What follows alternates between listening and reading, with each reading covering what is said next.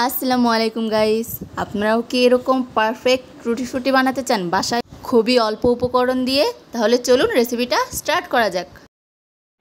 বাবা বাবা জানা আম্মু জানে কি চুলার পারে কি করতেছে, চলো দেখে আসি।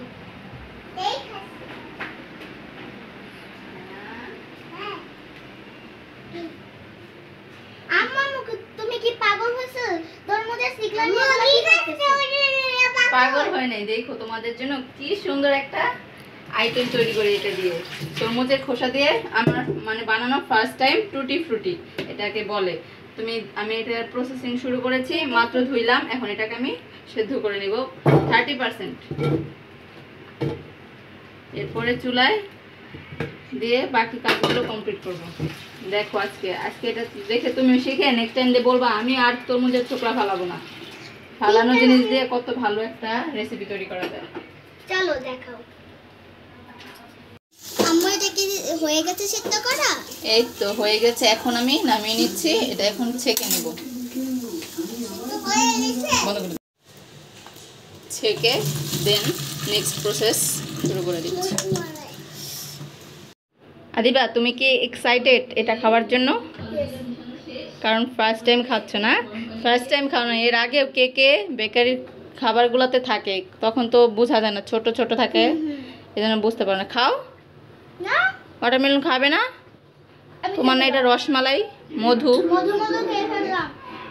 এই ওকে দাও। চুলায় কড়াই দিয়ে নিয়েছি, এখন আমি চিনি দিয়ে নিচ্ছি 1 কাপ মতন, কারণ আমার আছে 1 কাপ। এখানে পানিও অ্যাড করে দিচ্ছি। পানি দিচ্ছি, যতটুকু পানি হবে চিনি হবে তার ডাবল হচ্ছে পানি। এতটুকু পানি চিনি গলা পর্যন্ত অপেক্ষা করব। চিনি গলে গিয়েছে, এখন আমি এ পর্যায়ে এই যে আমার এই টুটি ফ্রুটিগুলো কেটে রাখা এগুলো দিয়ে এই পানিতে ভালোভাবে সেদ্ধ করে নেব। যেহেতু তখন আমি 30% রান্না করেছিলাম, এখন আমাকে একদম 100% কুক করে নিতে হবে। আর এটা আমি যত সহজ রেসিপি হয় তত সহজটা দিচ্ছি, যাতে আপনাদের বানাতে খুবই অল্প জিনিস প্লাস অল্প সময় এবং বানাতে যাতে সহজ হয়। আয়া, তুমি ওকে আপুকে মারতেছো কেন? আপুকে কেন মারলা? আপু কেন মারছো? আপুকে সরি বলো আগে। আপু সরি দাও, সরি দাও। আল্লাহ, যাও যাও, আপুকে হেল্প করো, আপুকে হেল্প করো, হেল্প করো। করবা না? একটু করো, আপু অজ্ঞান হয়ে গেছে। তুলো তুলো, আপুকে তুলো। সরি বলো আপুকে, আপুকে সরি বলো বাবা।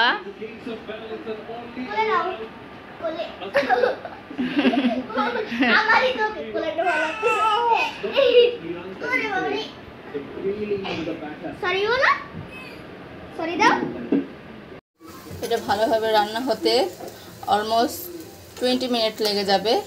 এটা পানিটা আমরা বেশি শুকাবো না, আবার বেশিও রাখবো না। কেমন রাখবো সেটা আমি নেক্সট স্টেপে দেখাচ্ছি। এটা হয়ে গিয়েছে, এখন এটা আমি নামিয়ে নিব। আবার এখানেই ঢেলে দিব, যাতে আমি ওই আলগা শিরাটা এখান থেকে আলাদা করতে পারি। সর্বশেষ স্টেপটা আপনাদের সাথে শেয়ার করছি।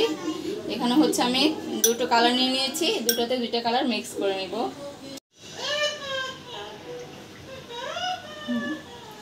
একটা করে নিচ্ছি নীল কালার, এটা মিশিয়ে পরে তোমাদের দেখ। এটাতে আমি রেড ফুড কালারটা দিয়ে ভালোভাবে মিক্স করে নিচ্ছি। এটা গ্রিনটা, রেডটা আর এটা ইয়েলোই, বিকজ এটাতে আমি কোনো কালার অ্যাড করিনি। এই তিনটা এখন ওভারনাইট এভাবেই থাকবে। আর এখানে আমি ভেতরে টিস্যু দিয়ে নিয়েছি, যাতে এখানে যে একটা এক্সট্রা রস আছে সেটা যাতে টিস্যুটা অ্যাবজর্ব করে নেয়। আর এটা আজকে ওভারনাইট থাকবে, যেহেতু আমি রাতে বানিয়েছি, আজকে সারা রাত এভাবে থাকবে। আমি কালকে সকালে এটাকে আপনাদের আবার দেখাবো। এটা তো আবার এটা কালকে সকালে দেখার জন্য আপনারাও ওয়েট করুন এবং আমরাও ওয়েট করছি। আবার কালকে সকালে দেখা হবে। আল্লাহ হাফেজ। হেই গাইস, সকাল হয়ে গিয়েছে, চলুন এখন আমরাও আপনাদের সাথে টুটি ফ্রুটির ফাইনাল লুক দেখি। আমি তো অনেক এক্সাইটেড, আমি জানি আপনারাও অনেক এক্সাইটেড। চলুন দেখা যাক। রেডি, 1 2 3। ওয়াও, কি সুন্দর ফাইনাল লুক এসেছে, দেখেছেন গাইস?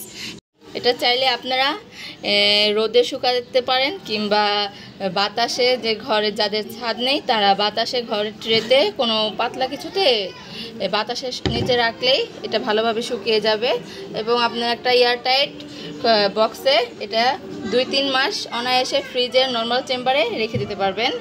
আর এটা আপনি বাচ্চারা চাইলে এমনিতেও খেতে পারবে, আর যদি না হয় যে কেক টেক ঘরে বেকারি আইটেম যাই বানান তাতে দিয়ে বেক করলে এটা খেতে অনেক দারুণ লাগে। অ্যাগেইন আমার রিভিউয়ার আমার চ্যানেলের, দেখো তো এটা খেয়ে বা এটা দেখতে কেমন লাগছে আমাকে একটু রিভিউ দাও।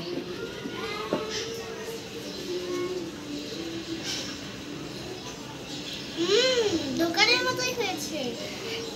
এটা কি তোমার ভালো লেগেছে? কালারগুলো অনেক সুন্দর হয়েছে। তো আমি নিজেই আমার নিজের গুণ গাইছি, কারণ আমার অনেক ভালো লেগেছে এটা বানিয়ে, আমি অনেক স্যাটিসফাইড। তো আপনারাও একবার হলেও বাসায় ট্রাই করে দেখবেন। আর এই রেসিপিটা যদি ভালো লাগে অবশ্যই চ্যানেলটা সাবস্ক্রাইব এবং লাইক কমেন্ট করে আমাদের পাশে থাকবেন, তাতে আপনারা আরও নতুন নতুন রেসিপি পাবেন আমার চ্যানেল থেকে।